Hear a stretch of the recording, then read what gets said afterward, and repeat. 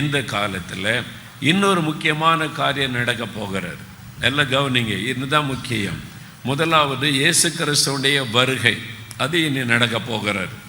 அவருடைய ரகசிய வருகையில் சபை எடுத்துக்கொள்ளப்பட்டவுடன் அந்திகிறிஸ்து வெளிப்படுவான். 7 வருஷம் இந்த பூமி அவன் ஆட்சி பண்ணுவான். 3.5 ஆண்டு காலம் உபத்திரவ காலம், அடுத்த 3.5 ஆண்டு காலம் மகா உபத்திரவ காலம். அது பயங்கரமான உபத்திரவ காலம். அந்த நாளில் நீங்கள் பூமியில் வருகையில் நீங்கள் எடுத்துக்கொள்ளப்படலை, ரகசிய வருகையில் போகலைன்னா உடைய நிலைமை பரிதாபம். அதனால்தான் நம்ம ஆயத்தப்படணும். இப்போவே நம்முடைய சிந்தையெல்லாம் அதில் இருக்க வேண்டும் என்பதாக நம்ம வேதத்திலே பார்க்கிறோம். அந்திகிறிஸ்து ஆட்சி பண்ணும்போது அந்த மிருகத்தனமான ஒரு ஆட்சி நடைபெறும். யாரும் பைபிள் வாசிக்க முடியாது, யாரும் ஜெபிக்க முடியாது, யாரும் முழங்கால் போடியிட முடியாது. அது மாதிரி எல்லாம் கண்காணிக்கப்படுவார்கள். எல்லாமே அவனுக்கு தெரியும். நீங்கள் எங்கே இருக்கிறீங்க, என்ன பண்ணுறீங்க, எல்லாமே செல்ஃபோனை வச்சு அவங்க கண்டுபிடிச்சிருவாங்க. செல்ஃபோன் இல்லாமல் வாழ முடியாத சூழ்நிலை, வாங்க முடியாது, விற்க முடியாது, எங்கேயுமே எதுவுமே செய்ய முடியாத சூழ்நிலையை உருவாக்கிடுவாங்க. இப்போவே அந்த நிலைமை வந்துட்டு பாருங்களேன். சில வருஷத்துக்கு முன்னால் உங்கள் பஸ்ஸில் டிக்கெட் எடுத்து ட்ரெயினில் ஏறி போயிட்டே இருப்பீங்க. இப்போது ஆதார் கார்டு இல்லாமல் டிக்கெட் எடுக்க முடியுமா? முடியாது. ஆதார் கார்டு இல்லாமல் ஒரு ஃப்ளைட் டிக்கெட் எடுக்க முடியுமா? முடியாது. ஆதார் கார்டு இல்லாமல் எதுவுமே செய்ய முடியாது. ஒரு கடையில் ஜாமான் வாங்கினா கூட உங்கள் ஃபோன் நம்பர் சொல்லுங்கன்றான். உங்கள்கிட்ட பில்லு போடணுன்னா ஃபோன் நம்பர் கேட்குறான். எது கேட்குறாங்க? உங்கள் ஃபோன் நம்பர் அவனுக்கு எதுக்கு? என்னைக்காவது கேட்டிங்களா? உடனே ஃபோன் நம்பர் சொல்கிறீங்க. மளிகை கடையில் போய் ஜாமான் வாங்கினா கூட ஃபோன் நம்பர் சொல்லுங்கள் ஒன்று ஸ்டைலாக சொல்கிறீங்க. அவனுக்கு எதுக்கு உங்கள் ஃபோன் நம்பரு? யோசித்தீங்களா?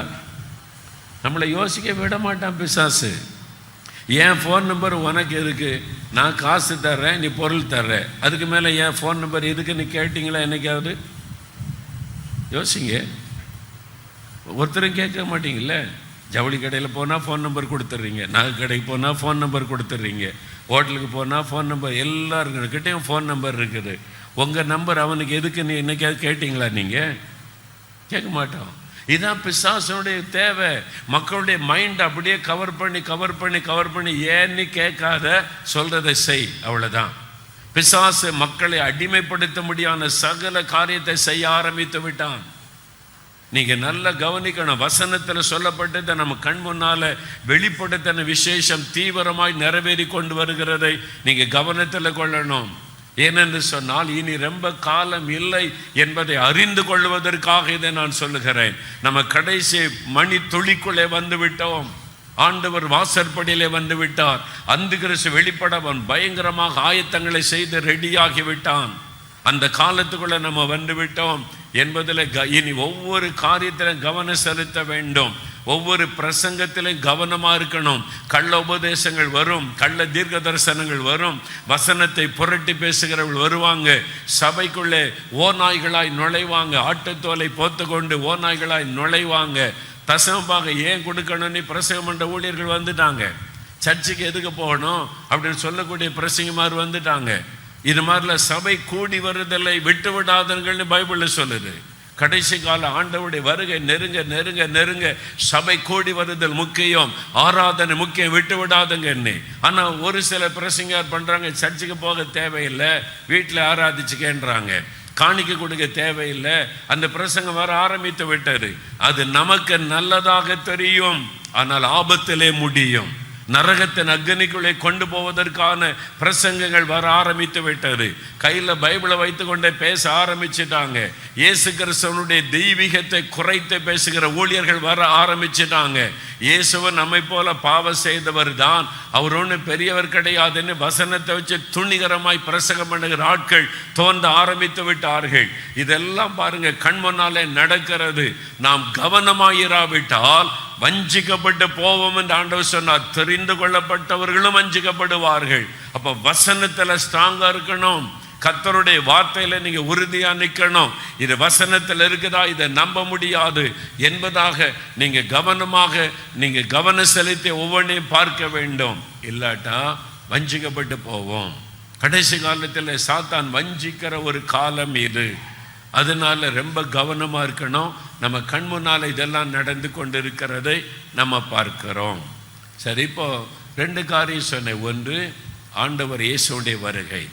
2வது, அந்தி கிறிஸ்துடைய வருகை. 7 வருஷம் ஆட்சி பண்ண போகிறார். அதன் பிறகுதான் இயேசு வந்து அந்தி கிறிஸ்துவை பாதாளத்தில் தள்ளிவிட்டு அதன் பிறகு ஆண்டவர் வந்து 1000 வருஷம் அரசாட்சி பண்ணுவார் என்பதாய். இதெல்லாம் நம்ம வேதத்தில் சொல்லப்பட்ட காரியம்.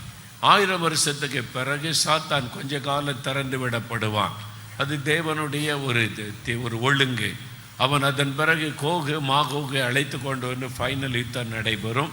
அந்த யுத்தத்தின் முடிவில் வெள்ளை சிங்காசன நியாய தீர்ப்பு, புதிய வானம் புதிய புதிய பூமி சிருஷ்டிக்கப்பட்டு ஆண்டவரோடு கூட நம்ம நித்திய நித்திய நித்திய காலமாக என்றென்றைக்கு வாழ்ந்திருக்க போகிறோம்.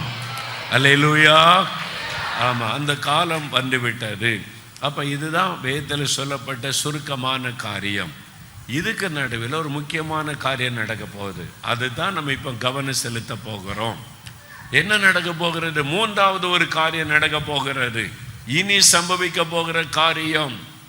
ஆண்டவருடைய வருகைக்கு முன்னால, அந்தி கிறிஸ்து வெளிப்படுவதற்கு முன்னால ஒரு முக்கியமான காரியம் நடக்க போகிறது.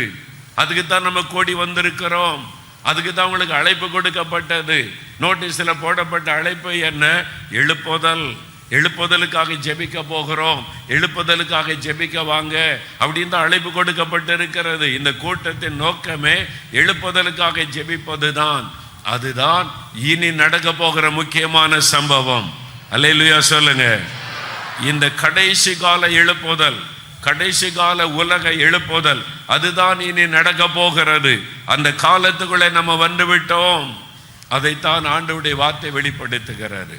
அப்போ இயேசுடைய வருகைக்கு முன்னால, அந்தி கிறிஸ்து வெளிப்படுவதற்கு முன்பாக முழு உலகத்தை அசைக்கக்கூடிய ஒரு எழுப்புதல் உண்டாக போகிறது. அந்த எழுப்புதல் தான் வருகைக்கு திரள் கூட்ட மக்களை ஆயத்தப்படுத்த போகிறது. சாத்தானுக்கு சவால் விடுகிற கூட்டத்தை எழுப்ப போகிறது. இந்த எழுப்புதல் தான் உலகத்தை அசைக்க போகிற ஒரு எழுப்புதல். அந்த எழுப்புதலுக்காக ஜெபிக்கத்தான் தேவன் நம்மை அழைத்து கொண்டு வந்திருக்கிறார். அதனால் இது சாதாரண ஒரு ஜெபம் அல்ல. இது உலகத்தை அசைக்கக்கூடிய எழுப்புதலுக்கான ஒரு ஜெபம், கடைசி கால எழுப்புதல். அப்படி நடக்குமா ஒன்று? அதை பற்றி பைபிளில் இருக்குதா? யோவேல் 2:28 தான் அதுக்கான வாக்குத்தத்தம் கொடுக்கப்பட்டிருக்கிறார். கடைசி காலத்தில் வரப்போகிற எழுப்புதலுக்கான வாக்குத்தத்தம் யோவேல் 2:28. அதற்கு பின்பு மாம்சமான யாவர் மேலும் என் ஆவியை ஊற்றுவேன். அவ குமாரரும் குமாரத்திகளும் தீர்க்க தரிசனம் உரைப்பாங்க. சிறு பிள்ளைகள் வாலிபர்கள் தரிசனங்களை காண்பார்கள், மூப்பர்கள் சொப்பனங்களை காண்பார்கள். ஊழியக்காரர் மேலும் ஊழியக்காரிகள் மேலும் என் ஆவியை ஊற்றுவேன், அவர்கள் தீர்க்க தரிசனம் உரைப்பார்கள். இதெல்லாம் எழுதப்பட்டிருக்கிறது. இது கடைசி காலத்துக்கான ஒரு அபிஷேகம். இது ஒரு அபிஷேகம், கடைசி காலத்தில் ஊற்றப்பட போகிற ஆவியானுடைய ஒரு அபிஷேகத்தை குறித்து தீர்க்க தரிசனமாய் சொல்லப்பட்டிருக்கிறது. அது ஒரு தீர்க்க தரிசன வார்த்தை, தீர்க்க தரிசன வாக்கு தத்தம். ஒவ்வொரு 10 வருஷத்திலும் உலக அளவில் இருக்கிற பரிசுத்தவான்கள் கூடி ஜெபம் பண்ணி ஆண்டவருடைய ஆலோசனையின்படி அந்த 10 வருஷத்தை ஒரு முக்கியமான காரியத்துக்கு அவங்க நியமிப்பார்கள். உதாரணத்திற்கு ஒரு 2010லேருந்து 20, 20லேருந்து 30 அப்படி 10 இயர்ஸுக்கு டெக்கேட் அப்படின்னு சொல்லுவாங்க. அந்த 10 வருஷம் சபை எதில் கவனம் செலுத்தணும் அப்படின்னு சொல்லி ஒரு சமயம் சொன்னாங்க. அப்போ டிகேட் ஆஃப் ப்ரேயர், அதாவது 10 வருடம் ஜெபம், ஜெபத்தில் கவனம் செலுத்துங்க, எல்லா சபையும் ஜெபம் பண்ணுங்க என்பதாய். அப்புறம் ஒரு சமயம் டெக்கேட் ஆஃப் யூத், வாலிபர்கள் மீது இந்த 10 வருஷம் கவனம் செலுத்தி ஊழியம் செய்யுங்க அப்படின்னு சொல்லி எல்லா சபைக்கும் தெரியப்படுத்தி அப்படி ஒவ்வொரு 10 வருஷமும் ஒரு குறிப்பிட்ட ஊழியத்தின் மீது கவனம் செலுத்த வைப்பாங்க. இந்த 2020லேருந்து 30 இந்த 10 வருஷத்தை டெக்கேடை என்ன அறிவிச்சிருக்காங்க தெரியுமா? டெக்கேட் ஆஃப் ரிவைவல், எழுப்புதலின் 10 வருடங்கள். அல்லேலூயா சொல்லுங்க. இந்த 2030க்குள்ள உலகம் தழுவின எழுப்புதல் வரும் என்பது எல்லாருடைய விசுவாசம். அதனால தான் உலக அளவில் இந்த செய்தி சொல்லப்பட்டதுனால தான் எல்லா சபைகளிலும் இன்றைக்கி எழுப்புதலை பற்ற வார்த்தை சொல்லப்படுகிறது. எழுப்புதல் எழுப்புதல் எழுப்புதல் என்ற வார்த்தை நம்ம நாட்டில் மட்டும் இல்லை, உலக அளவில் எழுப்புதலை குறித்து பேசப்படுகிறது. எழுப்புதல் செய்தி என்று சொல்லப்படுகிறது. ஏனென்றால் அவங்க அறிவிச்சிருக்கிறாங்க டிகேட் ஆஃப் ரிவைவல், 10 ஆண்டு எழுப்புதலின் நாட்கள் என்பதாய். அந்த காலத்தில் வந்துட்டோம், பாதியில் வந்துட்டோம். இப்போ 4 வருஷம் முடிஞ்சு 5வது வருஷத்துக்குள்ளே வந்துட்டோம். இன்னும் 5 வருஷம்தான் இருக்கிறது.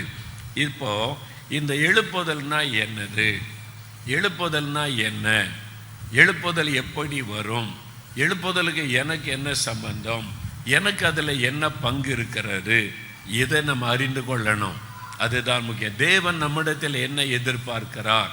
இயேசு ஒரே வார்த்தையில் சொல்லிட்டார், இனி சம்பவிக்க போகிற இவைகளுக்கு நீங்கள் தப்பி மனுஷகுமாரனாகிய இயேசு வரும் பொழுது அவருக்கு முன்பாக வருகையில் காணப்படுவதற்கு எப்பொழுதும் ஜெபம் பண்ணி விழித்திருங்கள். அல்லேலூயா சொல்லுங்க. அல்லேலூயா.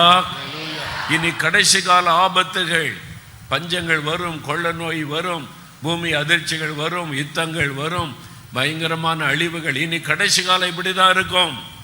பஞ்சங்கள் உலக அளவில் வேகமாய் பரவி கொண்டிருக்கிறது. ஸ்ரீலங்கா தேசத்தின் பஞ்சம் நமக்கு தெரியும். ஆப்பிரிக்காவின் சில நாடுகளில் பஞ்சம் தெரியும். ஆனால் இங்கிலாந்தில் பஞ்சம் என்று தெரியுமா நமக்கு? அமெரிக்காவில் ஒரு பகுதியில் பஞ்சம் தலைவிரித்தாடுகிறது தெரியுமா? ஐரோப்பா நாடுகளுக்குள்ள பஞ்சம் பயங்கரமான தாக்கத்தை நடத்தி கொண்டிருக்கிறது நமக்கு தெரியுமா? நிறைய பேருக்கு தெரியாது, என்ன நடக்கிறது என்பதே தெரியாது. லண்டன் மாலில் தங்கியிருக்கிற ஒரு குடும்பத்தார் அவங்களோட பேசும்போது சொன்னாங்க, இதுவரைக்கும் நான் லண்டனில் பார்த்துராத ஒரு காட்சியை பார்க்குறேன். இங்கிலாந்தின் தலைநகர் லண்டனில். என்ன என்று கேட்டேன். நாங்கள் இந்த நாட்டுக்கு வந்து 30 வருஷம் ஆகுது, இப்படி பார்த்ததில்லை, இப்போ பார்க்குறோம். என்ன பார்க்குறீங்கன்னு கேட்டேன். காலையில், விடியற் காலையில் இந்த மக்கள் போய் கியூவில் நிற்கிறாங்க. மக்கள் அங்கே இருக்கிற ஒயிட் பீப்புள் கூட, வெள்ளைக்காரங்க கூட கியூவில் நிற்கிறாங்க. எதுக்கு அப்படின்னு கேட்டேன். இலவசமாய் கொடுக்கப்படுகிற பிரெட்டுக்கு மில்க்குக்காக கியூவில் நிற்கிறாங்க. ஃப்ரீ பிரெட்டுக்கு மில்க்குக்கு கியூவில் நிற்கிறாங்க. பஞ்சம். இங்கிலாந்தில் பஞ்சம் தெரியுமா அவங்களுக்கு? வீடு இல்லாத மக்கள் பெருகி கொண்டிருக்கிறாங்க இங்கிலாந்து தேசத்தில். நம்ம நாட்டில் வந்து ஒரு நியூஸ் பேப்பரில் போன வருஷம், கடந்த வருஷம் நம்ம இந்தியாவில் தமிழ்நாட்டு பத்திரிகையில் ஒரு படம் வந்தது. முன்பக்கத்தில் ஜனங்க கியூவில் நிற்கிறாங்க, வளைஞ்சி வளைஞ்சி வளைஞ்சி பெரிய கியூ. இது என்னது கியூவில் நிற்கிறத படம் போட்டுக்கான நியூஸை வாசித்து பார்த்தா, ஜெர்மன் தேசத்தில், ஐரோப்பாவில் இருக்கிற முக்கியமான தேசம் ஜெர்மன் தேசம், செழிப்பான தேசம். அந்த தேசத்தில் மக்கள் காலையில் கியூவில் நிற்கிறாங்க. எதுக்கு? இலவச ரொட்டிக்கு பாலுக்காக இலவசமாக கொடுக்குறாங்க. பஞ்சம். பிரான்ஸில் இருந்து வந்த ஒரு தமிழ் பாஸ்டர் அங்கே சபை நடத்துகிறார். சொன்னார், அவர் இலங்கை தேசத்தை சார்ந்தவர். சொன்னார், பிரதர், இலங்கை தேசத்தை விட மோசமான நிலைமையில் இருக்கிற பிரான்ஸ் தேசத்தில் கேஸ் பயன்படுத்துறதுக்கு ரேஷன், அங்கே ஆயில் பயன்படுத்துவதற்கு ரேஷன், கரண்ட் பயன்படுத்துவதற்கு ரேஷன் கொண்டு வந்துட்டாங்க. பெரிய பாதிப்புக்குள்ளாகி கஷ்டப்பட்டு கொண்டு இருக்கிறோம். உலக அளவில் இன்றைக்கி பஞ்சம் வந்து இருக்கிறாரு. அமெரிக்கா தேசம் போயிருந்த கலிஃபோர்னியா மாகாணத்தில் சான் பிரான்சிஸ்கோவில் ஞாயிற்றுக்கிழமை ஒரு சர்ச்சில் பிரசங்கம் பண்ணிட்டு போயிருந்தேன். அந்த சர்ச்சுக்கு இப்போ வெளியில் ஒரு பெரிய பஸ் நிறுத்தி இருக்கிறாங்க. பஸ்ஸு பெரிய அளவில் ஒரு பஸ் மாதிரி அளவில் நிற்கிது. அதில் பிரெட் ஆஃப் லைஃப் அப்படின்னு எழுதியிருக்கிறாங்க. நான் கேட்டேன், இது ஆட்களை கூட்டிகிட்டு வர பஸ்ஸு மாதிரி தெரியலையே, எல்லாம் க்ளோஸ் பண்ணியிருக்குது, இந்த பஸ்ஸு எதுக்கு அப்படின்னு பாஸ்டர்கிட்ட விசாரித்தேன். அவங்க சொன்னாங்க, அண்ணே, இந்த பட்டணத்தில் நிறைய மக்களுக்கு சாப்பாடு இல்லை, சொந்த வீடு இல்லை, வேலை இல்லை. அவங்க வந்து தெருக்களில் குடியிருக்கிறாங்க, டெண்டுகளில் குடியிருக்கிறாங்க.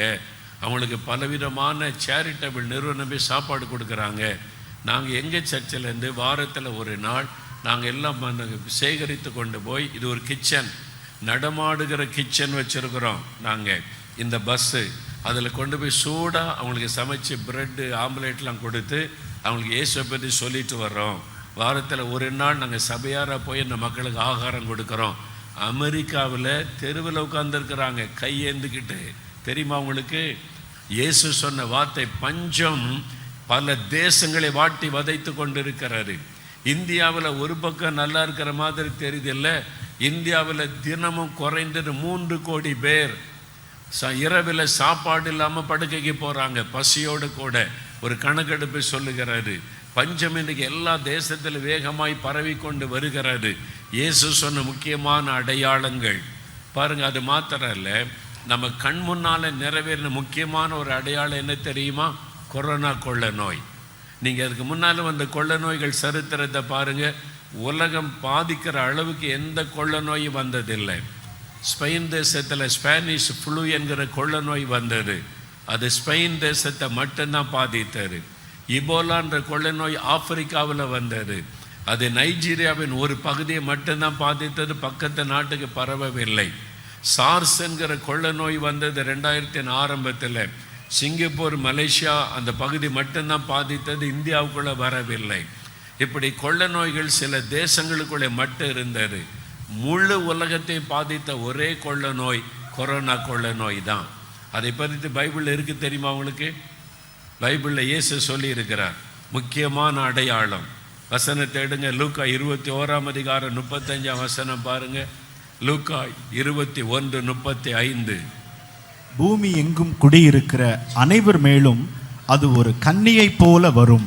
பூமியில் எங்கும் குடியிருக்கிற அனைவர் மேலும் அது ஒரு கன்னியை போல வரும். பூமியில் எங்கும் குடியிருக்கிற மக்களுக்கு ஒரு பாதிப்பை உண்டாக்குகிற காரியம் வரும்.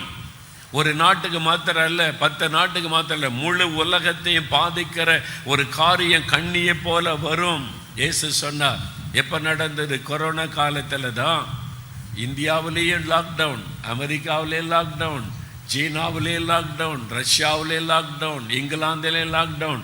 உலகமே ஸ்தம்பித்த போன ஒரு காரியம், முழு உலகத்தை பாதித்த ஒரு காரியம் கொரோனா கொள்ள நோய். இயேசு சொன்ன மிக முக்கியமான அடையாளம் லூக்கா 21:35. பூமி முழுவதையும் பாதிக்கும், உலகம் முழுவதையும் பாதிக்கிற ஒரு காரியம் கண்ணியை போல வரும். அதுதான் முக்கியமான அடையாளம். அதுதான் ஆண்டவர் கடைசியாக சொல்லுகிறார். நமக்கு காலத்தில் நம் கண் முன்னால தான் அந்த கொள்ள நோய் வந்தது. அப்படின்னா என்ன அர்த்தம்? இனி ரொம்ப காலம் இல்லை என் பிள்ளைகளே, அவ்வளவுதான், வேளை வந்துவிட்டது என்பதாக இயேசு நமக்கு ஞாபகப்படுத்துகிறார். அப்போ இந்த காலத்தில் நாம் தான் அவசரமாக செயல்பட்டு ஆகணும். அடுத்து என்ன நடக்க போகிறது? உலகம் தழுவின எழுப்புதல் வரணும். அந்த எழுப்புதல் வந்தாதான் வருகையில் திரள் கொண்ட மக்கள் எடுத்துக்கொள்ளப்பட முடியும். உலகம் எங்கேயும் ஒரு பெரிய மாற்றம் வர வேண்டும். அதுதான் ஆண்டவர் எதிர்பார்க்கிற ஒரு காரியம். அப்போ அந்த எழுப்புதல்னா என்னது? ஒவ்வொருத்தருக்கும் ஒவ்வொரு விதமான அபிப்பிராயம் எழுப்புதலை பற்றி இருக்கும். நல்லா சத்தமாக கைத்தட்டு பாட்டு பாடிட்டா இன்றைக்கி பாட்டு எழுப்புதலாக இருந்துச்சுன்னு சொல்லுவோம்.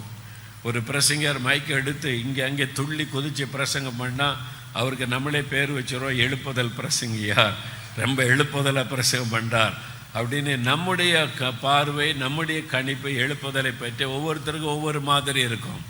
ஆனால் ரியலாக எழுப்புதல்னா என்ன, அது வந்தால் என்ன நடக்கும் அப்படின்னு கேட்டேன்னா, எழுப்புதல் மனிதனால் உண்டாக்கவே முடியாது.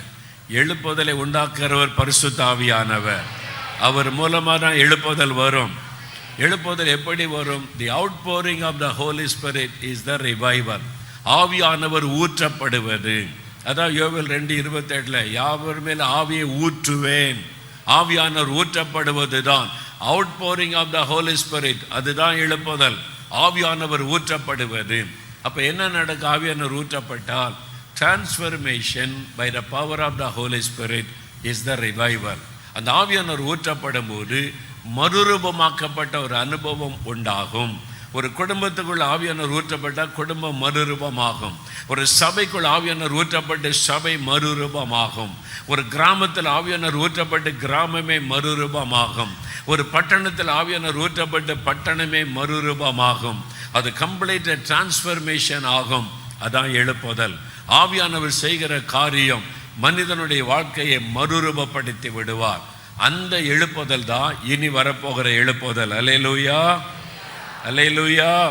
அப்போ ஆவியானவர் ஊற்றப்பட்டு திரள் கூட்ட மக்களுடைய வாழ்க்கை சேஞ்ச் ஆகும். திரள் கூட்ட மக்கள் ரட்சிக்கப்பட்டு இயேசுவின் பக்கமாக திரும்புவாங்க. கூட்டம் கூட்டம் கூட்டமாக ஜனங்கள் ரட்சிக்கப்படுவாங்க. கிராமம் கிராமம் கிராமமாக ரட்சிக்கப்படுவாங்க. பட்டணம் பட்டணமாக ரட்சிக்கப்படுவாங்க. அப்போதான் சபை வேக வேக வேகமாய் வளர்ந்து பெருகும். திரள் கூட்ட மக்கள் ரட்சிக்கப்பட்டு சபை வேகமாய் வளர்ந்து பெருகும். அல்லேலூயா. இந்த எழுப்புதலுக்காக ஜெபிக்கும் போது நான் ஆண்டவர் எழுப்புதலை குறித்து பேசும்போது நான் பல புஸ்தகங்கள் எழுப்புதலை பற்றி நிறைய புஸ்தகம் இருக்குது. இந்தோனேஷியா எழுப்புதல், தென்கொரியா எழுப்புதல், அசூசா ஸ்டேட் எழுப்புதல், அப்புறம் ஸ்காட்லாந்து தேசம் எழுப்புதல், வேல்ஸ் தேசத்தில் வந்த எழுப்புதல், பல தேசங்களிலே ஒவ்வொரு காலங்களிலே எழுப்புதல் வந்தது.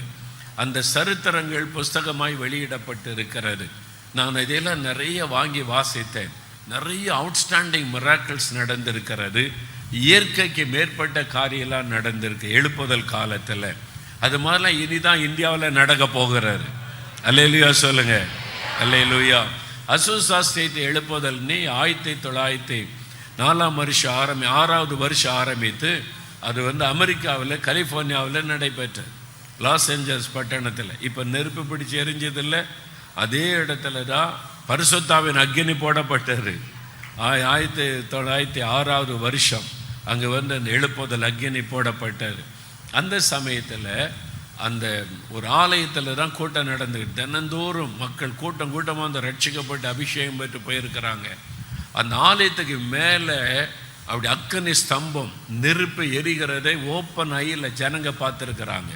தூரத்தில் வரும்போது அந்த நெருப்பு தெரியுதில்லை, அங்கே தான் அந்த ஆலயம், அங்கே தான் எழுப்புதல் நடக்குதுன்னு சொல்லி அந்த அளவிற்கு இயற்கைக்கு மேற்பட்ட காரியம் நடந்திருக்கிறது.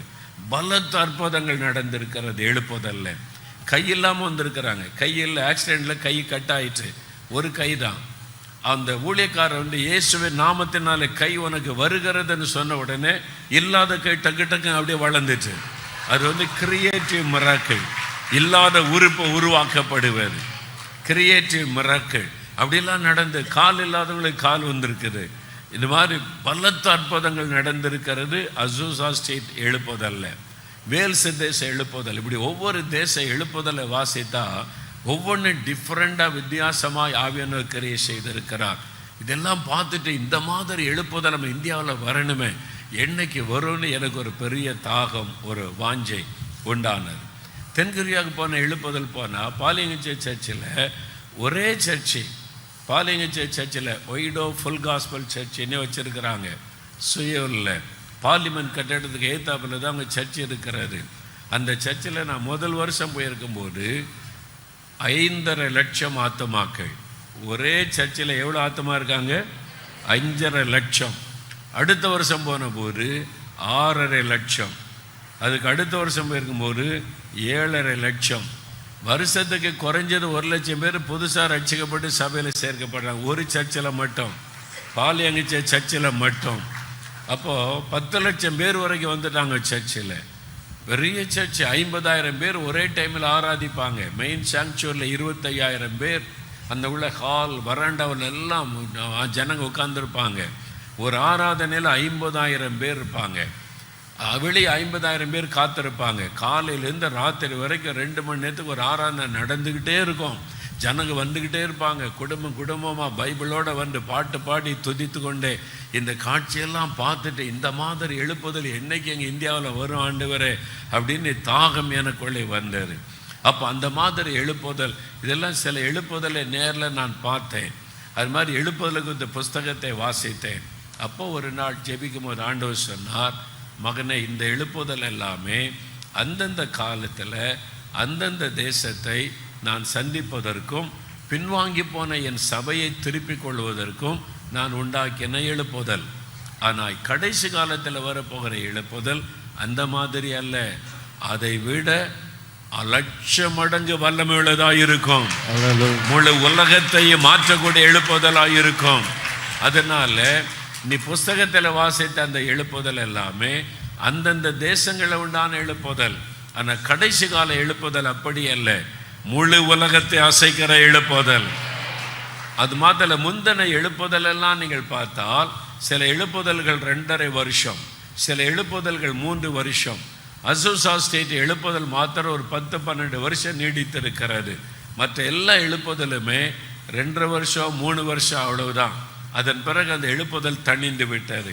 ஆவியானவர் சொன்னார், கடைசி கால எழுப்புதல் அப்படி அல்ல, அது உலகம் முழுவதிலும் பரவும்.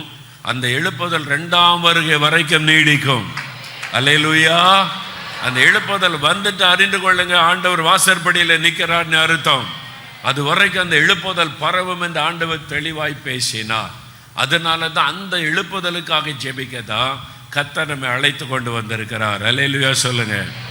எத்தனை பேருக்கு அந்த எழுப்புதலை பார்க்க ஆசை? Hallelujah. அல்லேலூயா. Hallelujah. எழுப்புதல் வந்தால் என்ன நடக்கும்? இல்லை, எழுப்புதல் வந்து என்னங்க நடக்கும்? ஆமென்.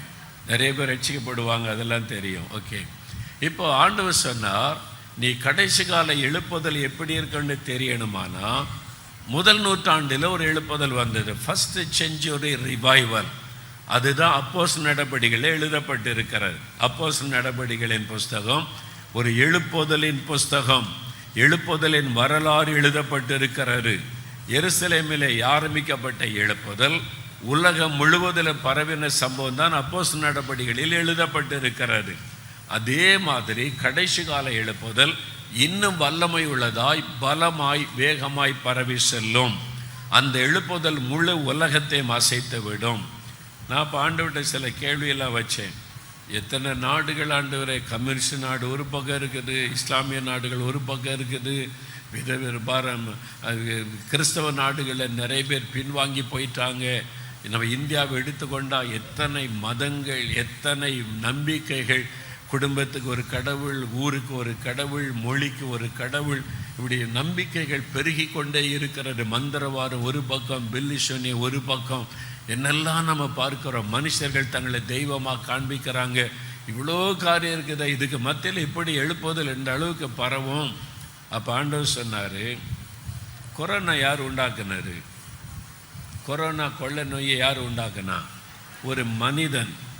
சீனாவில் ஊகான் பட்டணத்தில் ஒரு மனிதனால் உருவாக்கப்பட்ட ஒரு கிருமி, மனிதனால் உருவாக்கப்பட்ட ஒரு வைரஸ், அதுதான் கொரோனாவை பரவினார். சரி, சீனாவில் உண்டாச்சு. எவ்வளோ நாளில் உலகம் முழுக்க பரவிச்சு? யோசிப்பார், 2019 டிசம்பரில் தான் தெரியும் இப்படி ஒரு வைரஸ் பரவுதுன்னு. டிசம்பரில் தான் தெரியும். மார்ச் மாதம் இந்தியாவில் லாக்டவுன் போட்டாங்க. மார்ச் மாதம் ஒரு 3-4 மாதத்துக்குள்ள உலகம் முழுவதிலும் பரவி விட்டது. 205 நாட்டுக்கு மேலே பரவி எல்லா நாடையும் முடக்கி விட்டது. ஆண்டவர் சொன்னார், ஒரு மனிதனால் உண்டாக்கப்பட்ட ஒரு வைரஸ் 3 மாதத்துக்குள்ள உலகத்தையே முடக்குமானால், நான் அனுப்புகிற பரிசுத்த ஆவியானவர் எவ்வளவு வல்லமை உள்ளவர்! முழு உலகத்தை அவர் அசைத்து விடுவார். வேக வேகமாக இந்த எழுப்புதல் பரவும். முழு உலகத்தில் ஒரு பெரிய மாற்றம் வந்து விடும். எப்படி இந்த கொரோனா காலத்தில் நம்ப முடியாதது, கேள்விப்பட்டிராததெல்லாம் நடந்தது. பஸ் ஓடலை, ட்ரெயின் ஓடலை, ஸ்கூலுக்கு முடியாச்சு, காலேஜ் முடியாச்சு, கடைகள் முடியாச்சு, வெளியே வராதங்கன்றாங்க. எல்லாரும் வீட்டுக்குள்ளே முடங்கியாச்சு, வெளியே போகாதன்றாங்க. மாஸ்க் போடுங்கன்னா மாஸ்க் போட்டு கொள்ளுகிறோம், கையெப்பமும் கழுவிக்கிட்டே இருக்கிறோம். எதுவுமே கேள்வி கேட்காம செய்து கொண்டே இருக்கிறோம். முழு உலகமும் முடக்கப்பட்டு விட்டது. பெரிய பெரிய தலைவர்கள் எங்களுக்கு என்ன பண்ணுறதுன்னு தெரியல. எல்லாம் அந்தந்த நாட்டு தலைவர்கள் சொன்னாங்க, எப்படி மக்களை காப்பாற்றுறதுன்னு எங்களுக்கு தெரியல, கைவரிச்சிட்டாங்க. அப்போ அந்த மாதிரி ஒரு காரியம், இதுவரை கேள்விப்பட்டிராத, நடந்திராத காரியம், உலகத்தை அதிர பண்ணின காரியம். எழுப்புதல் வரும்போது கடைசி கால எழுப்புதல் அப்படிதான் இருக்கும். அது பலத்த காரியத்தை செய்யும். அல்லேலூயா சொல்லுங்க. அல்லேலூயா. ஆமா, அந்த காரியம் வந்து பலத்த விதமாய் கரையை செய்ய அந்த எழுப்புதல் அக்கினி போடப்பட்ட உடன் ஆண்டவர் சொன்னார், அப்போஸ்தலர் நடபடிகளுக்கு போ, அந்த அப்போஸ்தலர் நடபடிகளை வாசி. முதல் நூற்றாண்டு எழுப்புதல் எப்படி இருந்தது கவனிச்சேன்னா, கடைசி கால எழுப்புதலை குறித்து உனக்கு தெளிவு வரும் என்பதாய் அதை கவனித்து பார்த்தா ரொம்ப அருமையாய் ஒவ்வொரு எழுப்புதல் சொல்லப்படுகிறது. 7 விதமான எழுப்புதல் இருக்கு. அப்போஸ்தலர் நடபடிகள் நீங்க வாசித்தீங்கன்னா, ஜெப எழுப்புதல், ஃபர்ஸ்ட் எழுப்புதல், ஜெபித்தாதான் எழுப்புதல் உண்டாகும். ஜெப எழுப்புதல் உண்டானது. சுத்திகரிப்பின் எழுப்புதல், ஆண்டவர் தேவாலயத்தை சுத்திகரிக்கிறார், மக்களுடைய வாழ்க்கை சுத்திகரிக்கப்படுகிறது. அனன்யா சப்பரியால் விழுந்து சாகுறாங்க, சபை சுத்திகரிக்கப்படுகிறது, எல்லாருக்குள்ள பயம் உண்டாகிறது. சுத்திகரிப்பின் எழுப்புதல். வல்லமையின் எழுப்புதல், எங்கு பார்த்தாலும் மிராக்கிள்ஸ் அற்புதமாக நடக்கிறது. அப்போஸ்தலர்கள் போகிற இடம், ஊழியர்கள் போகிற இடம், கிறிஸ்துவின் சீஷர்கள் போகிற இடம்லாம் மிராக்கிள்ஸ். மக்கள் வல்லமையை பார்த்து தான் மனம் திரும்புகிறாங்க. வல்லமையின் எழுப்புதல். அப்புறம் பார்த்தீங்கன்னா மனம் திரும்புதல் எழுப்புதல். இருதயத்தில் குத்தப்பட்டவர்களாய் நாங்கள் என்ன செய்ய வேண்டும்? ஒரு பெரிய மனம் திரும்புதல். கூட்டமாக ஜனங்கள் கண்ணீரோட மனம் திரும்புகிறார்கள். மனம் திரும்புதல் எழுப்புதல் உண்டாகிறது. அடுத்தது பார்த்தீங்கன்னா வசன எழுப்புதல் உண்டானது, வசனம் மேற்கொண்டது, வசனம் வளர்ந்து பெருகிற்று, ஜனங்கள் வசனத்தை மேன்மைப்படுத்தினார்கள், வசனம் ஜெயித்தது. திரும்ப திரும்ப ஒரு அப்போஸ்தலர் நடபடிகள் இருக்கிறது, வசன எழுப்புதல் வந்தது. அடுத்தது சுவிசேஷ எழுப்புதல், எல்லாரும் சுவிசேஷம் அறிவிச்சாங்க, யாரும் அமைதியா இருக்கல, எல்லாரும் போகிற இடெல்லாம் சுவிசேஷத்தை அறிவித்தார். சுவிசேஷ எழுப்புதல். கடைசியில் தேவனுடைய மகிமை வெளிப்பட்டார். அல்லேலூயா சொல்லுங்க. இதெல்லாம் இப்ப நமக்கு நடக்க ஆரம்பித்து விட்டது இந்தியாவில். அல்லேலூயா. அப்போ இந்த எழுப்புதல் இந்தியாவில் வந்தா என்ன நடக்கும்? என்ன உலக அளவில் பல வருஷத்துக்கு முன்னாலேயே சொன்னாங்க, கடைசி கால எழுப்புதல் எங்க ஆரம்பிக்கும்? அது முதல் நூற்றாண்டு எழுப்புதல் எருசலேமில் ஆரம்பித்தது.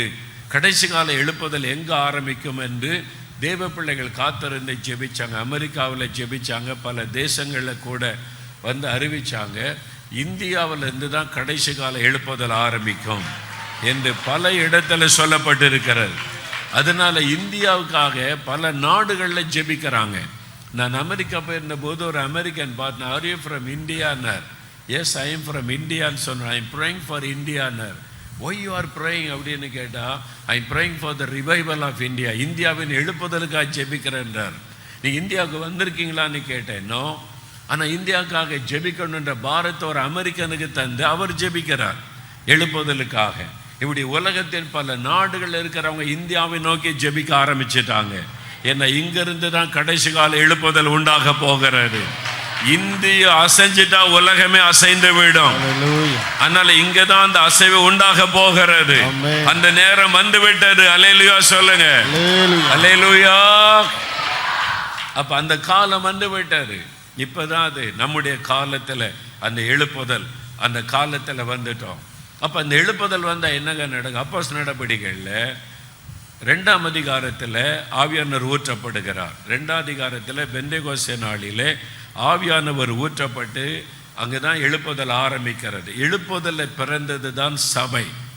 எழுப்புதல் மூலமாக உண்டானது தான் திருச்சபை, ஆவியானவரால் உண்டாக்கப்படுகிறது. எருசலேமில் தான் முதல்ல அந்த சபை ஸ்தாபிக்கப்படுகிறது. என்ன நடக்கிறது? ஒரே நாளில் அப்போஸ்தலர் 2:41 3000 பேர் ரட்சிக்கப்பட்டு சபையில் சேர்க்கப்படுறாங்க. அப்போஸ்தலர் 4ஆம் அதிகாரம் 4ஆம் வசனம் வரும்போது அடுத்த ஒரு பிரசங்கத்தில் 5000 பேர் ரட்சிக்கப்பட்டு சபையில் சேர்க்கப்படுறாங்க. அப்போஸ்தலர் 5ஆம் அதிகாரம் 14ஆம் வசனம் வரும்போது திரளான ஆண்களும் பெண்களும் ரட்சிக்கப்பட்டு சபையில் சேர்க்கப்படுறாங்க.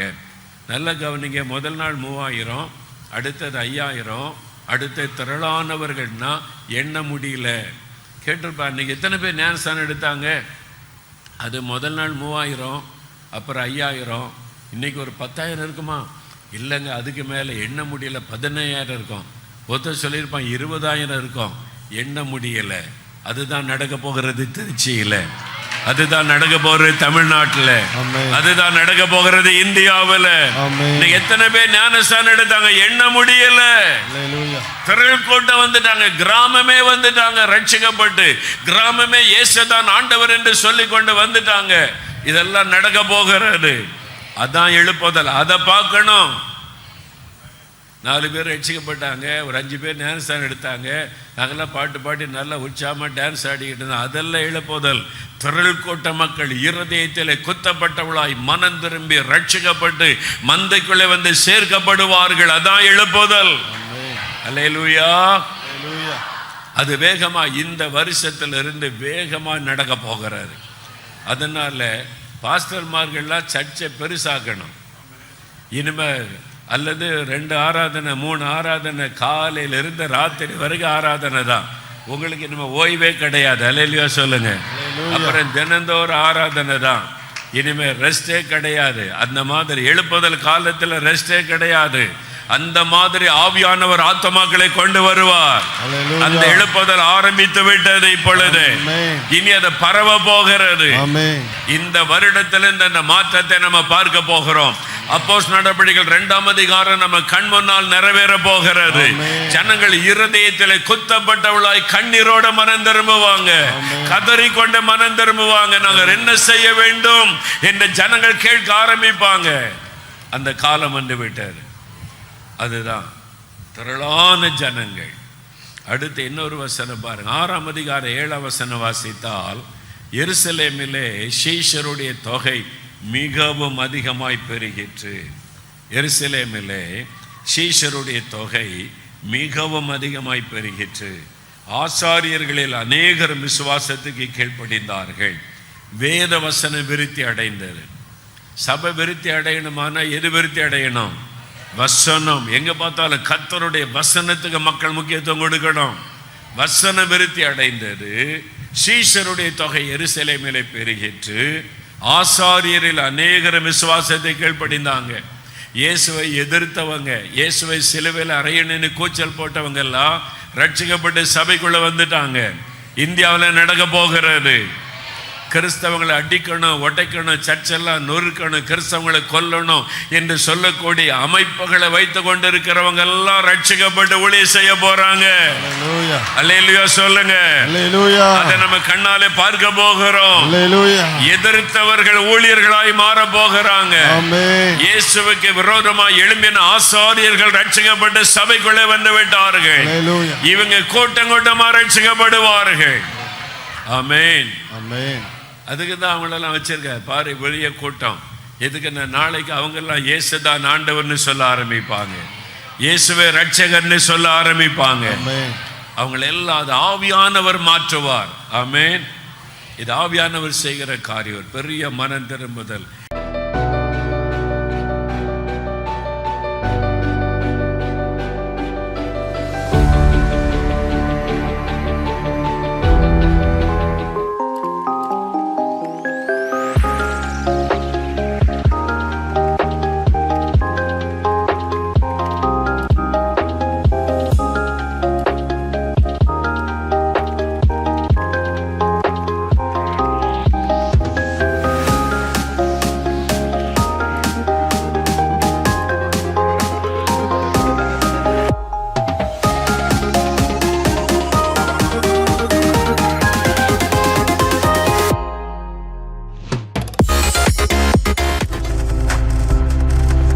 நீங்கள் பார்த்து கொண்டிருப்பது உங்கள் ஜாய் டிவி. உங்கள் துக்கம் சந்தோஷமாய் மாறும்.